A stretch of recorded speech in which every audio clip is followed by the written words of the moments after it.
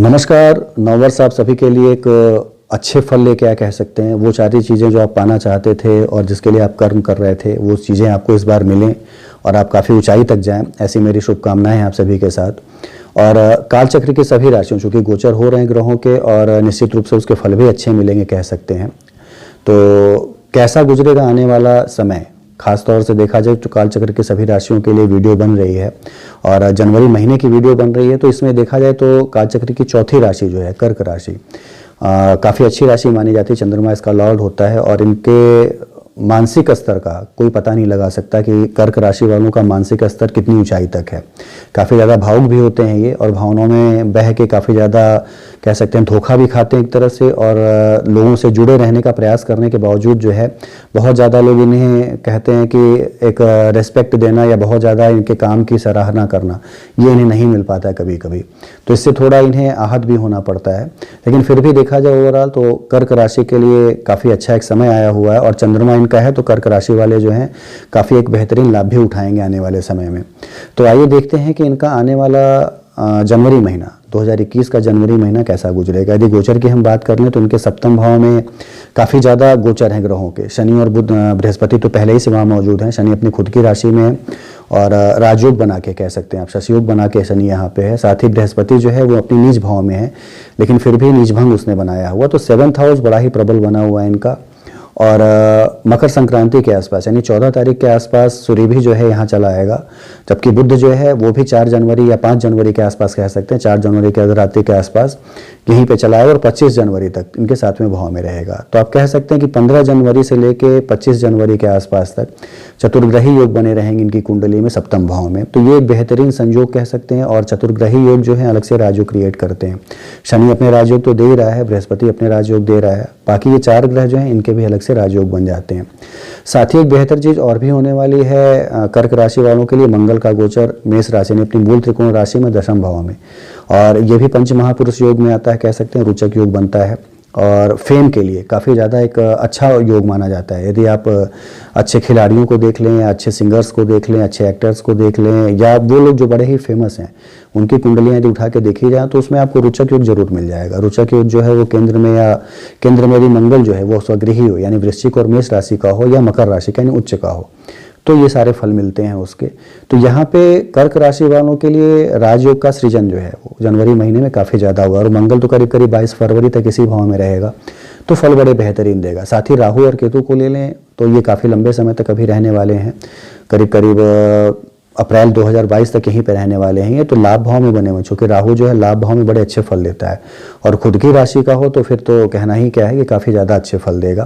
केतु जो है पंचम भाव में है, पढ़ाई लिखाई से संबंधित चीज़ों में व्यवधान थोड़ा डाल सकता है, लेकिन केतु को कहा जाता है कि बहुत ज़्यादा इसके बारे में आप कल्पना नहीं कर सकते कि आपको क्या दे देगी। अचानक से बहुत ज़्यादा ऊंचाई पे पहुंचा सकता है, अचानक से थोड़ा नीचे भी रख सकता है आपको, या कह सकते हैं आप जो पाना चाहते हैं उससे दूर भी आपको करे। तो केतु नैसर्गिक कुंडली में कैसा है इस पर भी आपको विचार करना होगा, क्योंकि मंगल की दृष्टि भी देख रहे हैं आप, अष्टम पड़ेगी पंचम भाव पे आपके, और केतु के जो फल होते हैं वो मंगल के ही सदृश्य होते हैं, यानी मंगल का ही एक तरह से प्रतिछाया माना जाता है केतु। तो फल बेहतर देगा, लेकिन फिर भी आपको पंचम भाव से संबंधित फलों में थोड़ी न्यूनता देखने को मिल सकती है। शुक्र जो है ये 4 जनवरी को ये आपके 6ठे भाव में चला जाएगा और 28 जनवरी तक इसी भाव में रहने वाला है। तो इतनी चीज़ें हैं ग्रहों के गोचर से संबंधित, और फल इसके क्या मिलेंगे। तो इसमें यदि हम शुरुआत करते हैं बिजनेस और वेल्थ को ले लें यदि हम, तो बिजनेस के लिए 7th हाउस और वेल्थ के लिए आपके 2nd हाउस और आपका 11th हाउस, ये आपका प्रभावी होना चाहिए। इसका कह सकते हैं प्रबल होना, या कह सकते हैं कि इसमें एक ऊर्जा होना, एक तेज होना बड़ा जरूरी इन भावों में। तो देखा जाए तो यदि बिजनेस की बात हम करें तो बिजनेस आपका निश्चित रूप से बड़ा ही एक शानदार चलने वाला। शनि ने ससयोग बनाए हैं 7th हाउस में, और शनि से संबंधित काम यदि आप करते हैं, कह सकते हैं कि लोहे का काम करते हैं, वाइन शॉप का काम करते हैं, लिकर का काम करते हैं, और लोहे के कलपुर्जे हैं या नेल का काम करते हैं, तो इन सब चीज़ों में निश्चित रूप से शनि आपको काफ़ी ऊंचाई तक लेके जाएगा। और शनि की कंडीशन चूंकि अभी 2.5 साल ऐसे ही बने रहने वाली है, तो निश्चित रूप से फल बड़े अच्छे शनि आपको देगा। ससयोग जो है वो छोटी चीज़ों को शुरू करके बड़े पर जाने के लिए, यानी काफ़ी ऊंची जगह जाने के लिए ससयोग को कहा जाता है कि ये निश्चित रूप से कमाल करता है। तो यदि आप कुछ शुरुआत करते हैं शनि से रिलेटेड किसी कार्य का, तो निश्चित रूप से मान के चलिए कि फल बड़े शानदार आपको देगा शनि यहाँ पे। तो बिजनेस जो है आपका निश्चित रूप से शानदार चलेगा, इसमें कोई दो राय नहीं है। पैसे की कमाई होना, चूँकि 4 ग्रह यहाँ पे हैं तो सरकार और शासन से सहयोग मिलना और साथ ही उनके द्वारा पैसे में कमाई होना और बिजनेस में आगे बढ़ना, ये सारी चीज़ें आपको मिलेंगी। राहु को यदि हम देख लें, धन की बात यदि हम करें तो आपका 11वां भाव राहु से प्रभावित हो। राहु जब भी 11वें भाव में स्वगृही हो तो निश्चित रूप से बहुत ही ज़्यादा लाभ देने की संभावनाएं रहती हैं इसके। और ऐसे लोग जो हैं वो यदि म्यूचुअल फंड्स में, शेयर मार्केट में भी पैसा लगाते हैं तो वहाँ से भी लाभ की संभावनाएं बढ़ जाती हैं।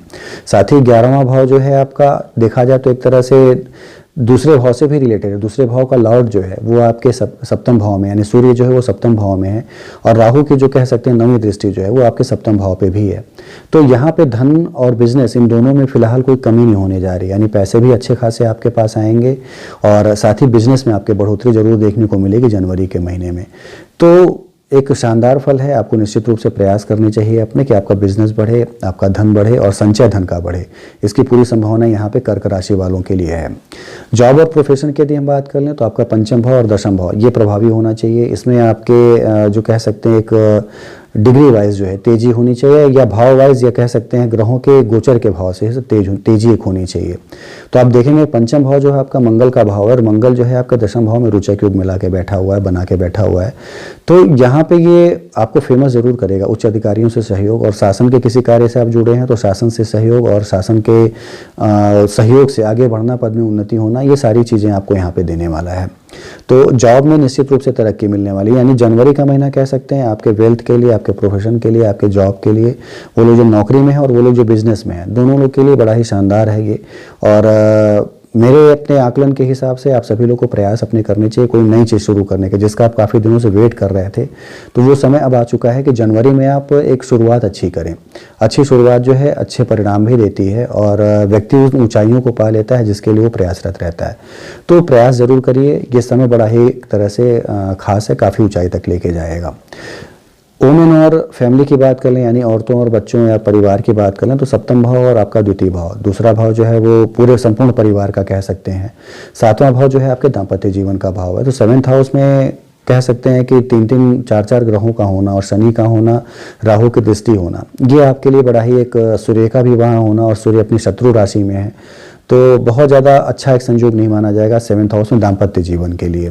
क्योंकि फल जो हैं वो बहुत ज़्यादा अच्छे आपको नहीं मिल पाएंगे दाम्पत्य जीवन से रिलेटेड। थोड़ा बहुत संभावना है कि मनमुटाव रहे या झगड़ा रहे, एक दूरी बनी रहे, और दूरी बनने के पीछे झगड़ा ही कारण नहीं हो सकता है आपके कार्य में इतनी ज़्यादा व्यस्तता रहे कि आप अपने घर परिवार को समय न दे पाएँ।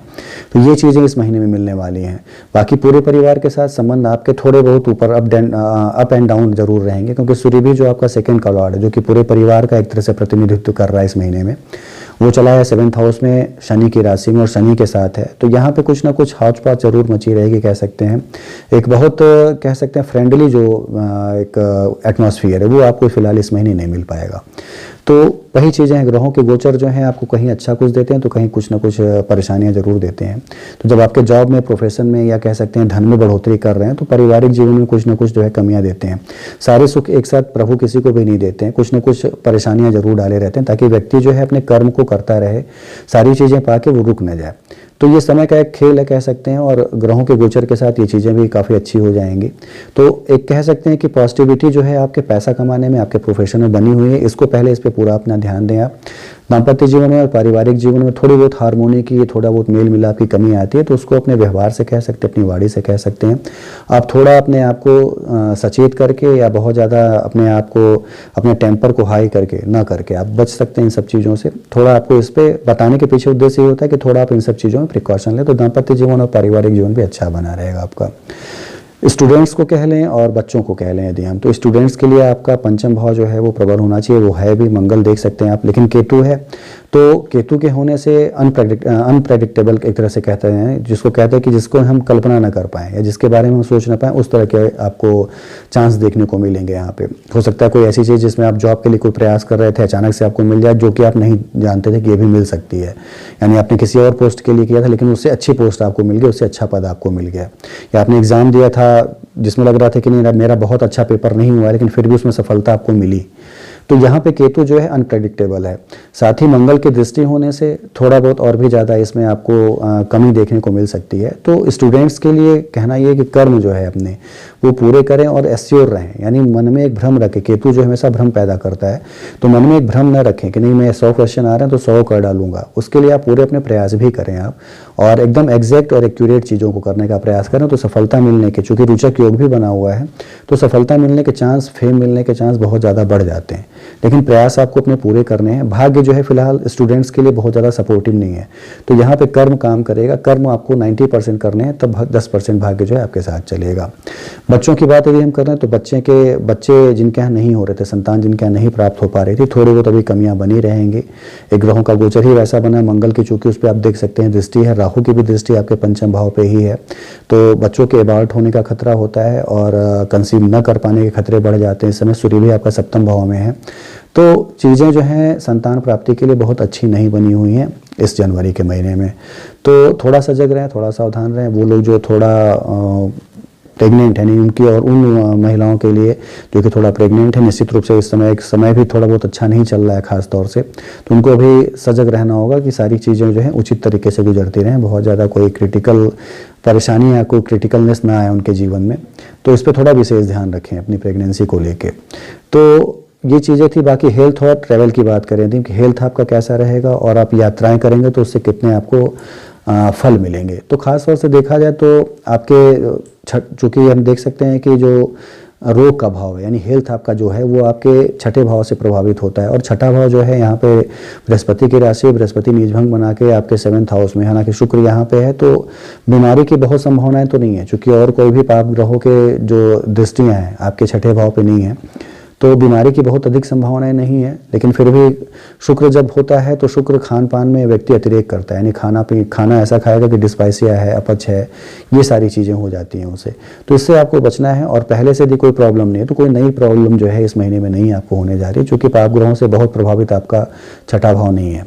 तो चूँकि वर्कआउट करते रहें, दवाएं पहले से खा रहे तो खाते रहें, उसमें बढ़ोतरी ना हो आपकी, इस पर आपका ध्यान रखना आपको पड़ेगा इसमें।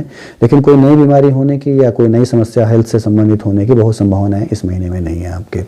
ट्रैवल को यदि हम ले लें तो ट्रैवल आपका जो है 8वां भाव है, आपका 4था भाव है, आपका 12वां भाव है, ये आपका यदि प्रभावित है तो निश्चित रूप से आप जो है विदेश यात्रा भी करेंगे, विदेशों में जाएंगे, हो सकता है अपने स्थानीय लोकल भी आप घूमने के लिए जाएँ, व्यर्थ का भी भ्रमण करें आप। तो यहाँ पर आप देखें तो आपका जो 8वां भाव, उसका भाव शनि है, और शनि जो है बिजनेस भाव में, तो बिजनेस से संबंधित चीज़ों में आपकी यात्राएं बढ़ सकती हैं, और यात्राएं बढ़ेंगी तभी आपका कर्म भी बढ़ेंगे, और कर्म बढ़ेंगे तभी आप कमाएंगे भी, तो इससे एक सामान्य सी बात है।